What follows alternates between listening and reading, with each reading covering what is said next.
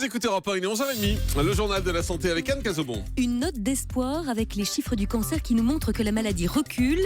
Angelina Jolie serait d'une maigreur accablante et aurait replongé dans l'anorexie.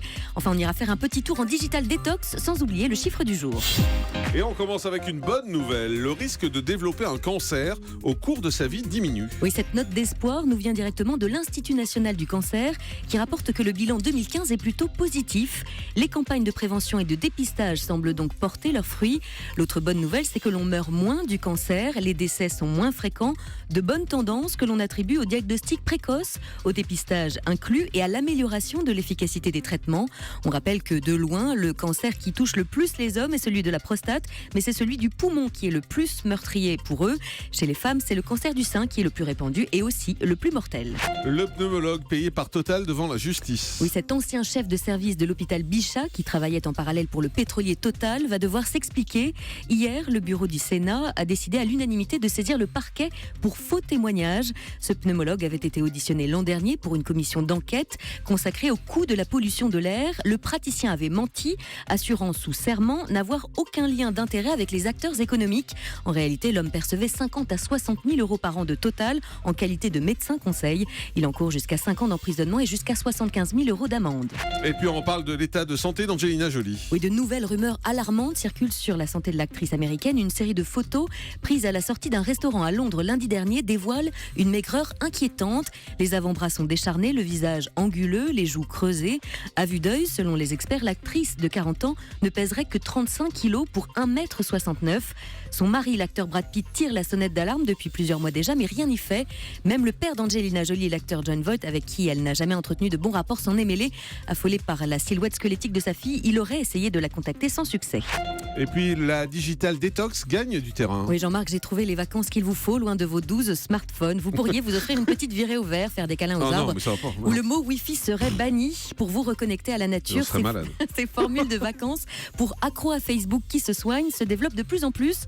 Cet après-midi, par exemple, 12 personnes partiront dans un manoir du Berry. Il reste de la place dans le bus, si vous voulez, pendant quelques jours, coupés du monde. L'objectif, c'est bien sûr d'apprendre, ou plutôt de réapprendre à se déconnecter. Écoutez le reportage de Kevin Tuilier pour Europe 1. Pendant 3 jours, fini le portable greffé à l'oreille et les heures passées à épier ses amis sur les réseaux sociaux. Au programme, du vélo dans les forêts du Berry, restaurant entre vacanciers, promenade sur les marchés.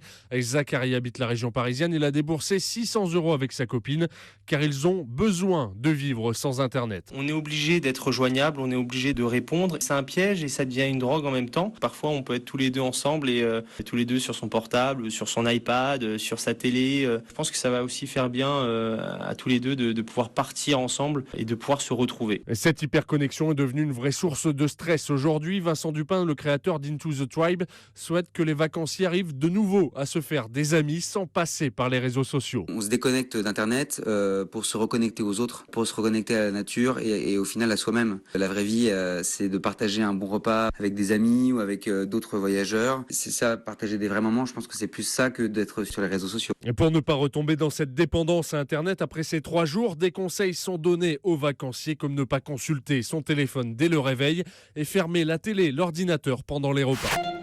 Et si demain, on devenait tous végétaliens ? Eh bien, si c'était le cas, plus de 8 millions de décès seraient évités. Oui, si tout le monde devenait végétalien d'ici 2050, végétalien, on le rappelle, c'est ne pas manger de viande, de produits laitiers, mais aussi les poissons, fruits de mer, œufs et autres produits d'origine animale comme le miel, eh bien, on réduirait les émissions de gaz à effet de serre de 70% et on économiserait 937 milliards d'euros. C'est ça.